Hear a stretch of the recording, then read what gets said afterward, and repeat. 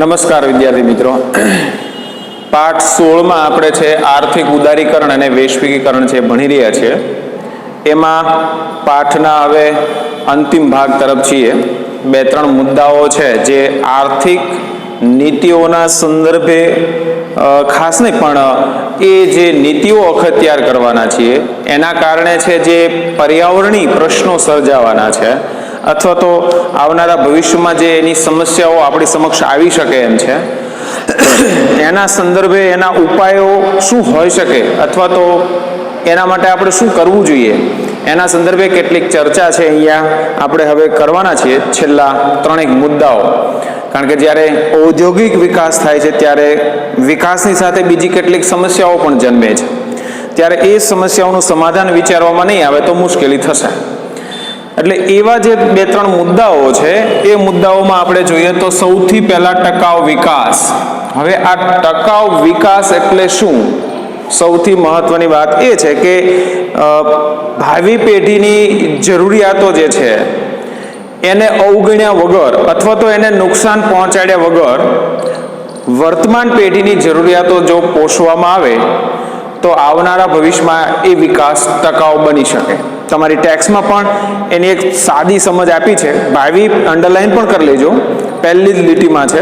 ભાવિ પેઢીની જરૂરિયાતો પૂરી પાડવાની ક્ષમતાને, મતલબ જે ક્ષમતા છે બધું પૂરું પડે એવા પ્રકારની વ્યવસ્થા છે, એને નુકસાન પહોંચાડ્યા સિવાય વર્તમાન પેઢીની જરૂરિયાતને છે એ સંતોષવી. આ જે બાબત છે એ શું કહેવા માંગે છે? કેટલીક બે ત્રણ બાબતોને આપણે ઉદાહરણ દ્વારા સમજવાના પ્રયત્નો કરીએ જેથી કરીને સરળતાથી અને વ્યવસ્થિત રીતે છે સમજાઈ શકાય. પરીક્ષામાં 2 માર્ક સુધીમાં પૂછાઈ શકે એવા પ્રકારનો મુદ્દો છે. હવે સૌથી પહેલી વાત તો એ કે આપણે જે અત્યારે વિકાસની ઝડપ હાંસલ કરી છે અથવા તો વિકાસ કરી રહ્યા છીએ એ ક્યાં સુધી ટકશે? 2 ભય સ્થાનો એની સામે ઉપસ્થિત છે એવું આપણે કહી શકીએ આવનારા ભવિષ્યમાં. હવે અત્યારે જે આપણે વિકાસ કરી રહ્યા છીએ એ વિકાસની જે આપણે સંસાધનોનો ઉપયોગ કરી રહ્યા છીએ એનાથી 2 પ્રકારના ખતરાઓ છે. એને પહેલા સમજી લઈએ. એક તો તમે જે પેટ્રોલિયમ પેદાશ અથવા તો કોલસો, ખનિજ તેલ સંસાધન જે છે એનો ઉપયોગ કરો છો ત્યારે હવે સંખ્યામાં સતત વધારો થઈ રહ્યો છે. 7 અબજ કરતાં વધારે વસ્તી આપણી છે એ નોંધાઈ ચૂકી છે. ત્યારે આ બધી જનસંખ્યાઓની જરૂરિયાતને પોષવા માટે થઈને આપણે વધારેમાં વધારે આ સંસાધનોનો ઉપયોગ કરીએ છીએ. હવે એ સંસાધનોનો વધારેમાં વધારે ઉપયોગ થવાના કારણે એક સમય એવો આવશે કે એ બધા સંસાધનો ખલાસ થઈ જશે, ખતમ થઈ જશે. હવે આ બધા છે એ પુનઃ પ્રાપ્ય નથી, મતલબ એને વારંવાર મેળવી શકાતા નથી. જેટલો જથ્થો છે એ જથ્થો જેવો પૂરો થશે એટલે આપણું કામ છે ત્યાં પૂરું થશે.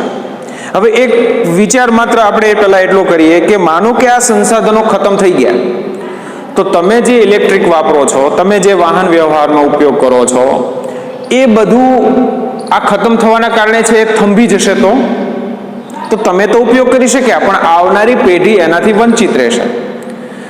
એટલે આપણે આ બધા સંસાધનનો ઉપયોગ કરવાનો છે પણ એ સંસાધનો આવનારી પેઢી માટે બચાવીને રાખવાના છે.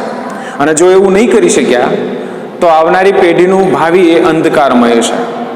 એક વાત થઈ, આ ખતમ થઈ જશે એના માટે. બીજી એક પરિસ્થિતિ એ છે કે આ ખનિજ સંસાધનો, ખાસ કરીને પુનઃ અપ્રાપ્ય ઉર્જા સ્ત્રોત જે છે, પછી એ પેટ્રોલિયમ પેદાશ હોય, કોલસો હોય, આવું કંઈ પણ હોય, એ પેટ્રોલિયમ પેદાશ કે કોલસો કે આ બધા જે ખનિજ સંસાધન છે એ બધાનો જે તમે ઉપયોગ કરો છો, મતલબ એમાંથી જે દહન થઈ રહ્યું છે, એ દહન થાય છે ત્યારે જે કાર્બન ડાયોક્સાઇડ અથવા તો પર્યાવરણનું જે ઓઝોનનું પડ છે એને હવે તોડી પાડ્યું છે અથવા તો ગાબડા પડ્યા છે. અને આપણે જાણીએ છીએ કે પારજાંબલી કિરણો એ સૂર્યના છે એ સીધા આવવાના બદલે એમાંથી ગળાઈને આવે છે, એટલે મને તમને નુકસાન નથી કરતા. પણ આ ઓઝોનનું પડ આ બધાના કારણે છે તૂટી રહ્યું છે. અને માનો કે એ પ્રક્રિયા આપણે સતત રાખશું તો ગાબડા તો પડ્યા છે પણ એ પડ નષ્ટ થશે તો એવા પ્રકારના નુકસાન એ શરૂ થશે કે પૃથ્વી પરની સજીવ સૃષ્ટિ એને સહન નહીં કરી શકે.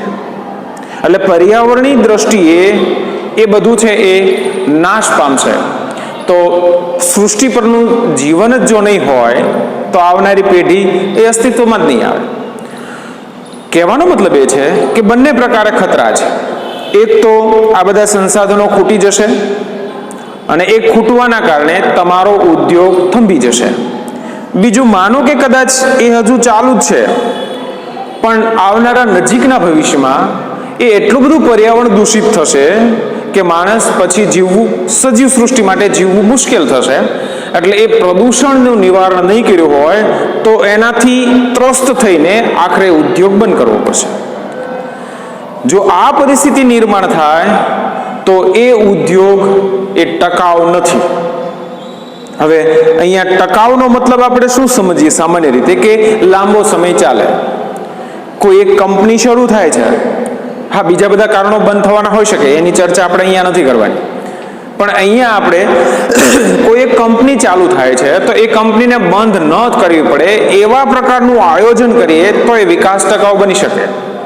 એના માટે શું કરવું પડે તો કે ભાઈ, કંપની શરૂ થતાની સાથે બે બાબતો હશે. એક તો ખનિજ સંસાધન ખૂટી જશે તો કંપની બંધ કરવી પડશે. પર્યાવરણનું અતિ દૂષણ થશે તો કંપની બંધ કરવી પડશે.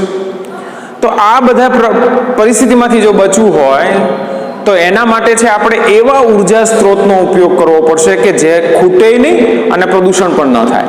અન્યથા એના ફેરફાર જરૂરી છે. તાજમહેલ ની છે એ જે ચમક છે ઝાંખપમાં ફેરવાય એટલે તપાસ કરી, ખબર પડી કે આવું કેમ થયું.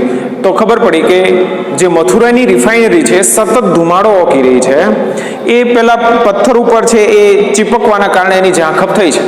આવડું મોટું સ્થાપત્ય તો ફેરવી ના શકાય, એટલે રિફાઇનરીને દૂર લઈ ગયા. તો અહીંયા એક વિકલ્પ આપણી પાસે હતો કે દૂર લઈ જઈએ, પણ બધી જ જો આ સ્થિતિ હશે તો દૂર ક્યાં જશું. હવે એ ટકાઉ વિકાસ બનાવવો હોય તો બે જ રસ્તાઓ છે. એક તો પ્રદૂષણ ન થાય અને જે સ્ત્રોત છે એ અખૂટ હોય. તો એના માટેના વિકલ્પો કયા? દાખલા તરીકે ઉર્જા સ્ત્રોતમાં છે એ સૌથી બધી જગ્યાએ ઉપયોગી હોય. ગુજરાત તે બાબતે નસીબદાર રહ્યું છે, કારણ કે સૌથી વધારે સૌર ઉર્જા છે અહીંયા પ્રાપ્ત થાય છે. તમારા જે પ્લાન્ટ છે કે ઉદ્યોગ છે એમાં તમે જે ઇલેક્ટ્રિક વાપરવાના છો એ ઇલેક્ટ્રિક કોલસાના દહનથી ઊભી કરો અને પછી એનો વપરાશ કરો, એના બદલે સૌર ઉર્જામાંથી પ્રાપ્ત કરો તો એ સૌર ઉર્જામાંથી પ્રાપ્ત થવાના કારણે બંને ફાયદા છે. એક તો એ કે સૂર્ય, સાયન્સ એવું કહે છે કે જે 4.5 અબજ વર્ષ સુધી છે આ સૂર્ય આપણને પ્રકાશ અને ઉષ્મા આપવાનો છે. મતલબ એ ઉર્જા સ્ત્રોત 4.5 અબજ વર્ષ, 4 અબજ, 2 અબજ વર્ષ જે કાંઈ હોય તે, પણ ત્યાં સુધી તો તમારો એ ઉદ્યોગ એ ઉર્જા સ્ત્રોતના કારણે બંધ નહીં થાય. બીજી એક વાત કે એમાં કોઈ પણ ખનિજનું દહન થતું નથી, એટલે પર્યાવરણ પણ દૂષિત થવાનો કોઈ પ્રશ્ન નથી કે એના કારણે તમારે આ ઉદ્યોગ બંધ કરવો પડે. તો હવે આપણી જરૂરિયાતને પોષવા માટે થઈને પુનઃ પ્રાપ્ય જે ઉર્જા સ્ત્રોત છે એ તરફ જવું પડશે.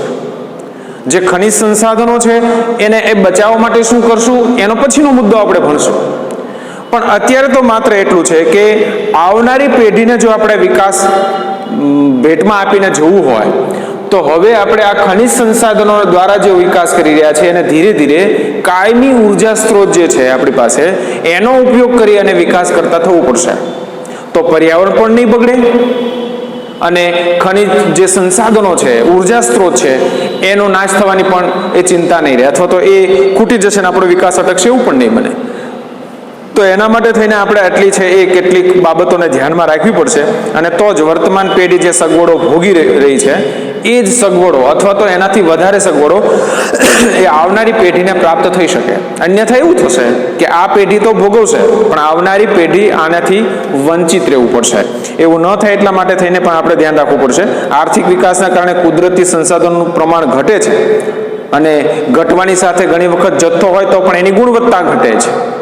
પછી એ પર્યાવરણના સંદર્ભે હોય તો પહેલાનું જે પર્યાવરણ છે, વાતાવરણ છે, એ ઘણું બધું એ દૂષિત થયું છે. હમણાં કોરોનાના છે, લોકડાઉનના સમયગાળા દરમિયાન તમે છાપાઓમાં કેટલાક ન્યૂઝ જોયા હશે કે આટલા ટકા છે વાતાવરણ શુદ્ધ થયું છે. હિમાલય પંજાબમાંથી છે એ દેખાય, એનો બરફ આચ્છાદિત પ્રદેશ આવું પહેલી વાર જોવા મળ્યું છે વર્ષોથી. તો અહીંયા કહેવાનો મતલબ એ છે કે એ પર્યાવરણની જે ગુણવત્તા હતી એ ધીરે ધીરે બગડી રહી છે. એ જ રીતે બધા સંસાધનોમાં પણ એવું થવાનું છે.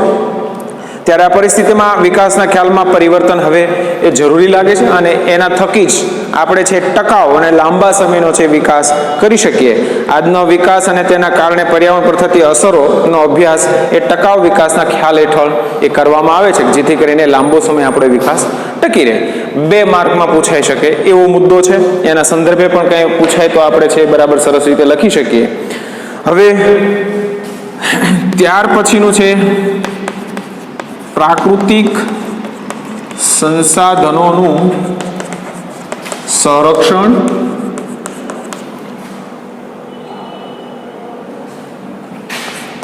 સંવર્ધન અને તેની વ્યૂહરચના.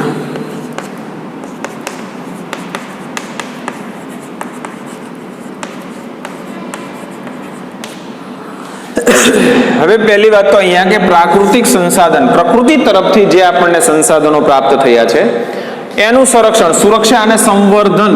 યાદ રાખજો, સંરક્ષણ એટલે જાળવી રાખવું અને સંવર્ધન એટલે એમાં ઉમેરો કરવો. જે પરિસ્થિતિ છે એના કરતાં વધારે સારી પરિસ્થિતિ નિર્માણ થાય એવું પરિસ્થિતિ ઊભી કરી, એના માટેની વ્યૂહરચના, શું વિચારવું પડે.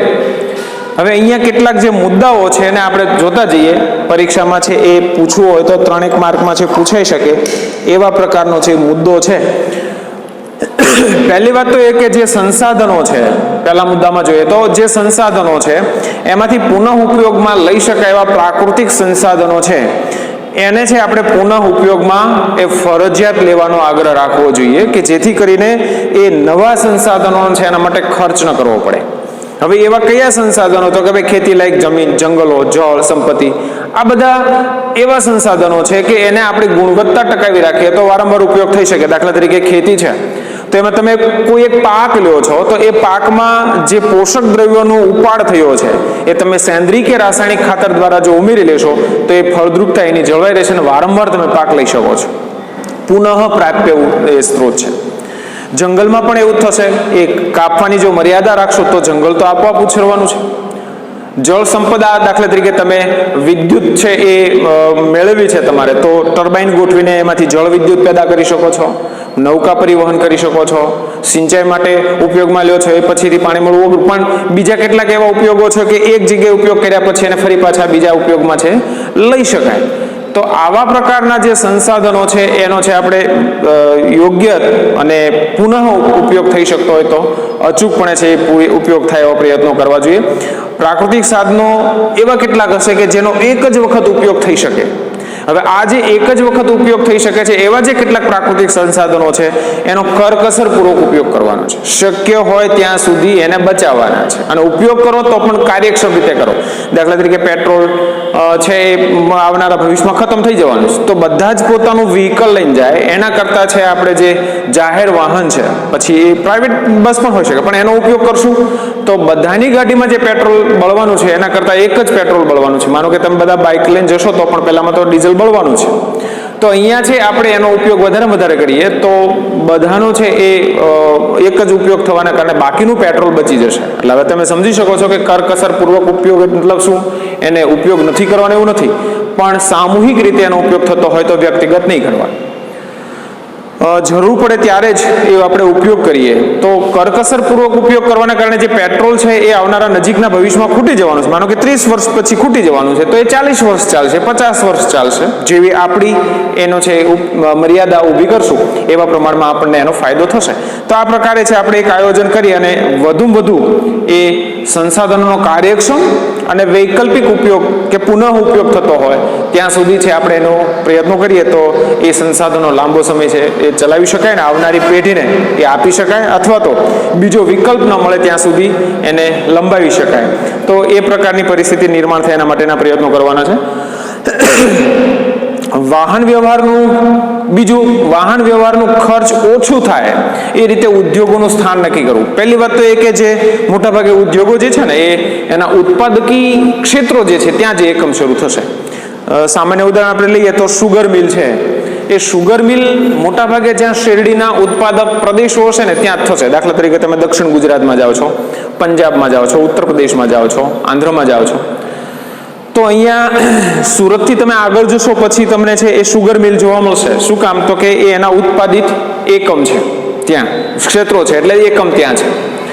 હવે માનો કે કોઈ ભાવનગરમાં છે શુગર મિલ ચાલુ કરે છે, તો શેરડી તો પછી ત્યાંથી લાવવાની, તો એનું પરિવહન ખર્ચ ચડે છે, મતલબ મોંઘું થાય છે, ત્યાંથી અહીંયા આવવા સુધીમાં એની ગુણવત્તા ઘટે છે. તો બે બાજુનો માર પડે છે. એક તો પેલું છે જે ખનિજ સંસાધન છે એનું દહન થાય છે ને એના કારણે પ્રદૂષણ થાય છે. તો એમાંથી બચવું હોય તો મોટા ભાગે જે ઉત્પાદિત ક્ષેત્રો છે, પછી એ લોખંડ ઉત્પાદિત ક્ષેત્ર હોય તો લોખંડ માટેનું કારખાનું ત્યાં જ બને, જેથી પરિવહન ખર્ચ ઘટી જાય, પ્રદૂષણ થતું અટકી જાય. તો આવા પ્રકારે છે ઉદ્યોગોના સ્થાન છે નક્કી કરવામાં આવે તો મોટા ભાગે છે એ પર્યાવરણને આપણે છે બચાવી શકીએ. અને ઉદ્યોગોમાં પર્યાવરણ મિત્ર ટેકનોલોજીનો ઉપયોગ હાથ ધરવાની વાત છે. તમારું સ્કૂટર છે, દાખલા તરીકે જૂનું સ્કૂટર હશે ને તો એની એવરેજ ઓછી છે. એવરેજ ઓછી છે મતલબ શું? વધારે પેટ્રોલ ખાય છે. પણ હવે જે નવા સ્કૂટર આવે છે એ તમને ખબર હશે કે એની માઇલેજ એ ખૂબ વધારે છે. ચાલો 40નું આપતું હોય તો આ 60-65ની એવરેજ આપે છે. મતલબ એ આધુનિક ટેકનોલોજીનો ઉપયોગ કર્યા પછીનું જે વાહન તૈયાર થયું છે એનો ઉપયોગ આપણે કરી રહ્યા છીએ, જેથી કરીને એ વધારે અંતર એટલા જ માપમાં છે આપણે કાઢી શકીએ છીએ. તો આ પર્યાવરણ મિત્ર એટલા માટે છે કે એક તો એનું બગાડ ઓછો થાય છે, બીજું એનું દૂષણ ઓછું થશે. તો પ્રદૂષણ ઓછું થાય, સંસાધનનો બગાડ ઓછો થાય, એવા પ્રકારનું છે આપણે ટેકનોલોજી અપનાવીએ તો એ લાંબા સમય આપણે ઉપયોગી થશે. જે સાધનો પૈકી એકથી વધુ ઉપયોગમાં લઈ શકાય એવા હોય એવા સંસાધનોનો છે એ મહત્તમ ઉપયોગ છે આપણે કરવો જોઈએ. દાખલા તરીકે એક બહુહેતુક યોજના છે જળ સિંચાઈ યોજના. દાખલા તરીકે સરદાર સરોવર યોજના છે, 9મા ધોરણમાં તમે ભણીને આવ્યા છો કે બહુહેતુક યોજના એટલે એક કરતાં વધારે હેતુ એમાં સમાવિષ્ટ હોય. દાખલા તરીકે ગુજરાતની નર્મદા સરદાર સરોવર યોજના છે એ બહુહેતુક યોજના છે. એક જ આપણે કામ શું કર્યું છે? એક જ બંધ બાંધવાનું. પણ એના થકી છે કેટલાય આપણા છે એ કામ થવાના છે. એમાંથી વિદ્યુત પેદા થવાની છે, પાણીનો સંગ્રહ થવાનો છે, સિંચાઈમાં ઉપયોગ થવાનો છે. તો નૌકા વિહાર કરી શકાશે.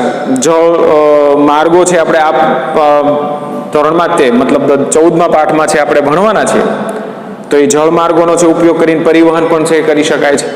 મત્સ્ય ઉદ્યોગ વિકસે છે, સહેલગાહનો છે એ પ્રદેશ ઊભો કરી શકાય છે. તો એક જ યોજના એક જ છે બંધ બાંધવાની, પણ એના ફાયદા એટલા બધા થાય છે. તો એક કોઈ કામ તમે કરો છો ત્યારે એના વિવિધ જે ઉપયોગો છે એ બધા જ ઉપયોગોનો છે આપણે ઉપયોગ કરી શકીએ એવા પ્રકારનું છે આયોજન થાય તો મહત્તમ એનો છે લાભ મેળવી શકાય અને નુકસાન છે ઓછું કરી શકાય. તો આ પ્રકારે છે એ કેટલીક એવી યોજનાઓ અમલમાં મૂકવી જોઈએ કે જેથી કરીને આપણને વધારે ફાયદો થાય. પ્રાકૃતિક સાધનોનો દુરુપયોગ ન થાય, ઔદ્યોગિક કચરાનો બિન આયોજિત નિકાલ, ઝેરી રસાયણો વધતા જતા છે એ જે ગંદા વસવાટો છે એ અટકાવવા અને એના ઉપર છે આપણે નિયંત્રણો લાદવા જોઈએ. ઘણી વખત કેટલીક એવી પરિસ્થિતિ નિર્માણ થતી હોય છે કે એના કારણે છે આ બધી સમસ્યાઓ ઊભી થતી હોય.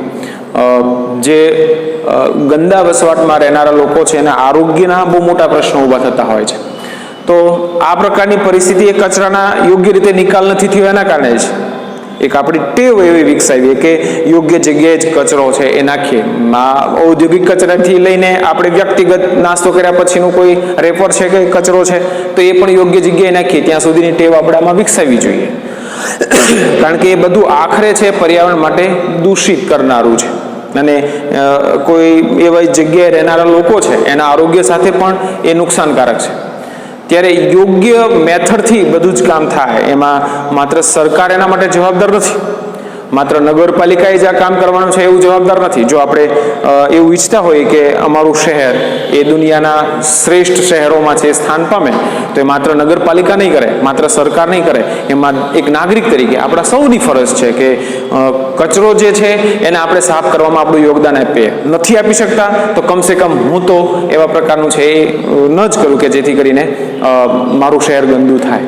હમણાં સફાઈ અભિયાન શરૂ થયા પછી લોકોમાં થોડીક એ જાગૃતતા આવી છે તો એ આપણે છે એ આગળ ધપાવીએ. અહીંયા ખાસ કરીને ઔદ્યોગિક કચરાના સંદર્ભે કે એવી કેટલીક બાબતોના સંદર્ભે છે એની ચર્ચા આપણે અહીંયા કરી જ કે ભાઈ યોગ્ય રીતે એનો નિકાલ થાય. દાખલા તરીકે ઔદ્યોગિક કચરો તમે કોઈ જગ્યાએ ફેંકો છો તો એ જમીન ત્યાંની દૂષિત થશે. એ જ ઔદ્યોગિક કચરો તમે છે સમુદ્રમાં ફેંકો છો તો એ જે જળચર પ્રાણીઓ છે એને નુકસાન કરશે. તમે એવા પ્રકારે છે એ હવામાં કોઈ એવો કચરાને છે એ નિકાલ કરો છો તો પર્યાવરણને દૂષિત કરશે.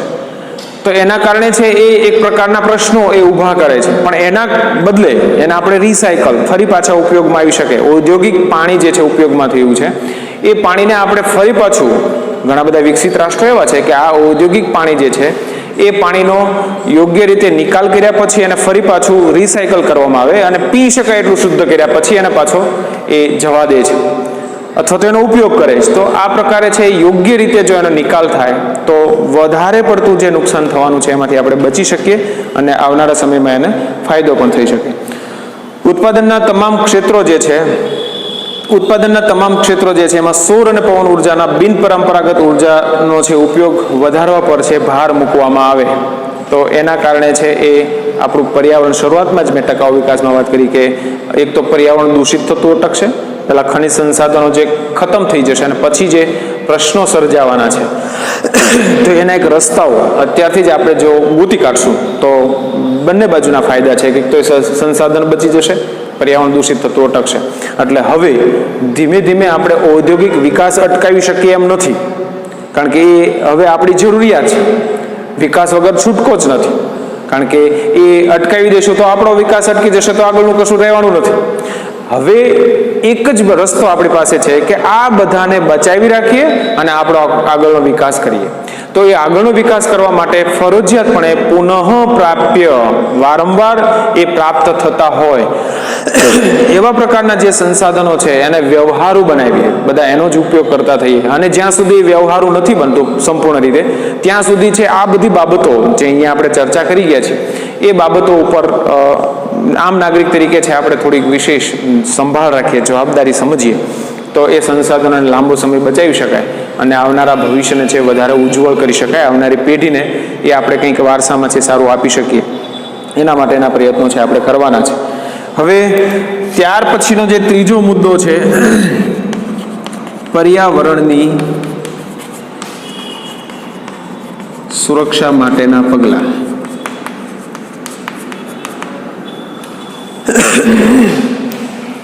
પર્યાવરણની સુરક્ષા માટે સ્વીડન જે છે એના સ્ટોકહોમ જે છે એ શહેરમાં 1972માં પહેલી વખત એ પૃથ્વી પરિષદનું આયોજન થયું. ઔદ્યોગિક વિકાસની સાથે જે સમસ્યાઓ આપણી સમક્ષ આવતી હતી એમાંથી બચવા માટે થઈને શું કરી શકાય, કારણ કે આમાં કોઈ એક વ્યક્તિ એના માટે મથશે તો પરિણામ એવું નહીં મળી શકે. હા, તેમ છતાંય એ વાતને યાદ રાખી કે જે લોકો છે એ મનથી એકવાર સ્વીકારી લે છે કે હું આ કરીશ, એ દુનિયાનો કોઈ બીજો વ્યક્તિ કરે છે કે નહીં એનાથી એને મહત્વ નથી, એ પોતે કરતો જ હોય છે.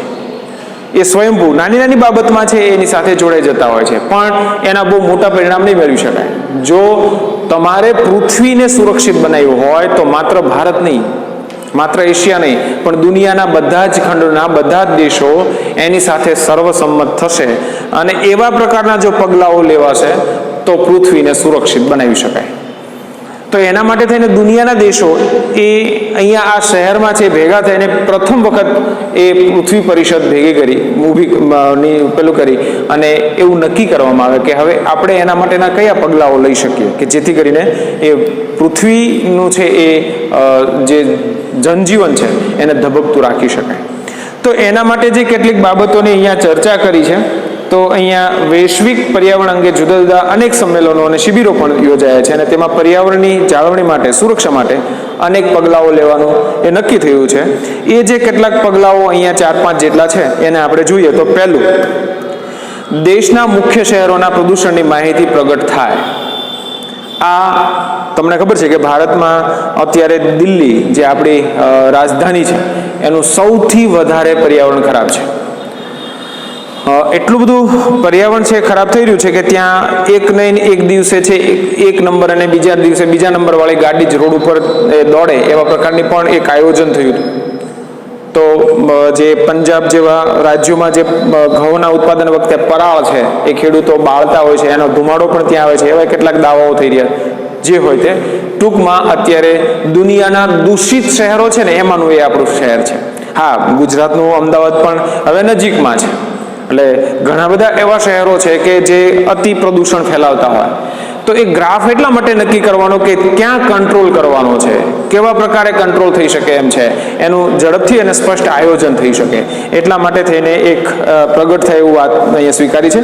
પ્રદૂષણ પર નિયંત્રણ રાખવા માટે કેન્દ્ર તથા રાજ્ય પ્રદૂષણ નિયંત્રણ બોર્ડની છે સ્થાપના કરવામાં આવી છે અને સતત એના ઉપર એક વોચ રાખશે. દુનિયાના દરેક રાષ્ટ્રોએ આ કરવાનું છે અને જ્યાં જ્યાં એવા પ્રકારની પરિસ્થિતિ નિર્માણ થાય, અલબત્ત યાદ રાખો કે જો આ નહીં કરવામાં આવે તો સૌથી પહેલી અસર ત્યાંની સ્થાનિક પ્રજાને થવાની. એટલે જો એમાંથી બચવું હોય, દુનિયાના બીજા ભાગોમાં એની અસર થશે જ, પણ એની શરૂઆત તો અહીંયાથી જ થવાની છે. એટલે તમારા શહેરને જો સુરક્ષિત રાખવું હોય, દૂષિત ન થવા દેવું હોય, તો એના માટેના પ્રયત્નો છે એ પહેલા આપણે કરવા પડશે. વિશ્વમાં 5મી જૂનને પર્યાવરણ દિન તરીકે છે આપણે એ ઉજવવાનું છે એ નક્કી કર્યું છે અને એ પ્રમાણે આપણે દર વર્ષે એની ઉજવણી પણ કરતા હોઈએ છીએ. ખાસ કરીને આપણે સ્કૂલોમાં છે ઇકો ક્લબ એની સ્થાપના થતી હોય છે અને એ અલગ અલગ પર્યાવરણના જે દિવસો છે, કેટલાક પ્રાણીઓના સંદર્ભે પણ કેટલાક દિવસોની છે ઉજવણી થતી હોય. 10મી હમણાં તારીખ આવશે ત્યારે સિંહ દિવસ છે તો એને પણ એ ઉજવણી કરવામાં આવશે. ટૂંકમાં એક લોકો એનાથી સભાન થાય, સામાન્ય માણસમાં પણ એક એની અવેરનેસ આવે, જાગૃતતા ફેલાય, એના માટે થઈને આવા કેટલાક દિવસોનું છે આયોજન કરતા હોઈએ છીએ અને સારા પરિણામો મળે એવી અપેક્ષા હોય છે. 1981માં ભારત સરકારે વાયુ પ્રદૂષણ નિયંત્રણ ધારો પસાર કર્યો. અંડરલાઈન કરી લેજો, 5મી જૂન અને આ 1981 જે છે પ્રદૂષણ જે છે વાયુ પ્રદૂષણ નિયંત્રણ ધારો, અને એ ધારા તળે છે એ અમુક પ્રકારના ચોક્કસ નીતિ નિયમો આધીન રહીને છે આપણે વિકાસ કરીએ અથવા તો એ પર્યાવરણને વધારે જોખમમાં ન મૂકીએ એવા પ્રકારની છે એ આખી એક અનુકૂળતા કે સિસ્ટમ ઊભી થાય એના માટેના આપણે પ્રયત્નો કરવાના છે.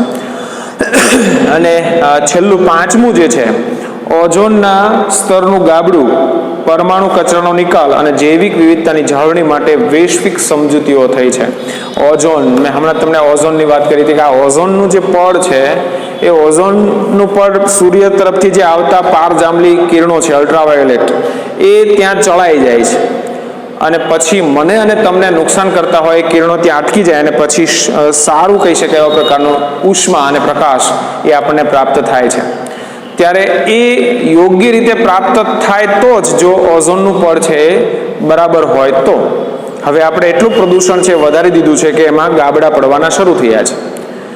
હવે એને જો સુરક્ષિત નહીં કરીએ તો આવનારું ભવિષ્ય બહુ ખતરારૂપ છે. એટલે સૌથી પહેલી વાત તો એ કે એને ઓઝોનના પડને છે આપણે નુકસાન ન કરીએ અને આપણા વિકાસને જાળવી શકીએ. પરમાણુ કચરો અફાટ શક્તિ ધરાવતું છે, એક આ ખનિજ છે.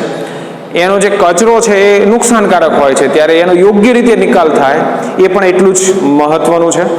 અને જૈવિક વિવિધતા જે પૃથ્વી ઉપર સર્જન કર્યું છે કુદરતે, એ જૈવિક વિવિધતા પણ જળવાઈ રહે, એને નુકસાન ન થાય. એ વૈવિધ્ય જે છે પહેલા પાઠમાં પણ આપણે જોઈ ગયા છીએ, 8મા પાઠમાં પણ એના સંદર્ભે આપણે 9મા પાઠમાં પણ આપણે એના સંદર્ભે ચર્ચા કરી છે. તો આ બધું ટકી રહે, કચરાનો યોગ્ય રીતે નિકાલ થાય, ઓઝોનનું પડ છે આપણા માટે સુરક્ષિત રહે, એવા પ્રયત્નો કરવા માટે વૈશ્વિક કક્ષાએ છે એની સમજૂતીઓ થઈ છે અને એ પ્રમાણે દરેક રાષ્ટ્ર છે ગોઠવે એના પ્રયત્નો પણ થયા છે. દરેક મુદ્દો 5 જે છે બાબતો એ આપણે જોઈ છે. કોઈ એક ટૂંકા માર્કમાં, 1 માર્કમાં છે પૂછી શકે, 2 માર્કમાં પણ એ પૂછાઈ શકે એવા પ્રકારનો સવાલ છે. એટલે એને આપણે છે બરાબર યાદ રાખી લઈશું. ટૂંકમાં એટલું સમજવાનું છે કે પર્યાવરણની રક્ષણની જવાબદારી આપણા સૌની છે અને જો એ પ્રદૂષણ પર અંકુશ નહીં મૂકીએ તો હવે એ દિવસ દૂર નથી કે પૃથ્વી પરનું સમગ્ર જીવન એ નષ્ટ થશે. 2 જ રસ્તાઓ છે, કાં સુધરી જાઓ અને કાં ખરાબ પરિણામો માટે તૈયાર રહો. જ્યારે પૃથ્વી આખી છે આપણું એક વૈશ્વિક ઘર હોય ત્યારે મારી કોઈ ભૂલના કારણે છે વિશ્વ આખાને નુકસાન થાય એવી તો આપણી ભાવના ન જ હોય. ત્યારે દુનિયાના દરેક રાષ્ટ્રો એ આને પ્રાધાન્ય આપે અને એ જે સમસ્યાઓનું સર્જન થઈ રહ્યું છે એ સર્જન ત્યાં જ અટકે અને યોગ્ય વિકાસની રાહ ઉપર આપણે જઈએ અને ભાવિ પેઢીને એક સુરક્ષિત બહેતર છે ભવિષ્ય આપી શકીએ. એના માટેના પ્રયત્નો વૈશ્વિક કક્ષાએથી થાય તો જ એના સુંદર પરિણામો મળી શકે. એ બધા પરિણામોને પ્રયત્નોને એ બધું છોડીએ, પણ સૌથી પહેલાં તો એ આપણે જ એ વિચારીએ કે આમાં હું શું યોગદાન આપી શકું. અને ત્યાંથી જો શરૂઆત થશે, વિશ્વનો દરેક નાગરિક આવું વિચારતો થશે. નહીં વિચારે તો કુદરત શીખવવાની, આ ફાઇનલ છે. જેટલા વહેલા સમજી જશું એટલો કુદરતનો મારો ઓછો ખાવાનો થશે. એટલે એ બાબતે એક ભાવિ અને જાગૃત નાગરિક તરીકે આપણે અત્યારથી જ આપણું એવું પ્રકારનું ઘડતર કરીએ તો વધારે સારા પરિણામો આપણે મેળવી શકીએ. અહીંયા છે આપણો આ 16મો પાઠ છે એ પૂરો કરીએ છીએ. મેં તમને વચ્ચે વચ્ચે પણ કહેતો ગયો છું કે આ આટલા માર્કમાં પૂછાઈ શકે, ટૂંકા પ્રશ્નમાં આવા પ્રકારનું પૂછાઈ શકે, તો એ ફરી પાછું તમે નોંધી જ લીધું છે, છતાં એવું ન સમજાય ત્યાં ફરી પાછો વિડીયો તમે જોઈ શકો છો. એવું કાંઈ લાગે તો પ્રશ્નો નોંધી લેશો. હવે આ પાઠના અંતે તમને કેટલાક પ્રશ્નો મોકલવામાં આવશે. એ તમારી જે પાકી બુક આપણે બનાવવાની છે એ પાકી બુકમાં સ્વાધ્યાયના સ્વરૂપે એ લખવાના છે અને પછી જ્યારે આવો ત્યારે એ બુક તમારે બતાવવાની રહેશે. બીજા કાંઈ પ્રશ્નો હોય તો નોંધી લેશો. ધન્યવાદ.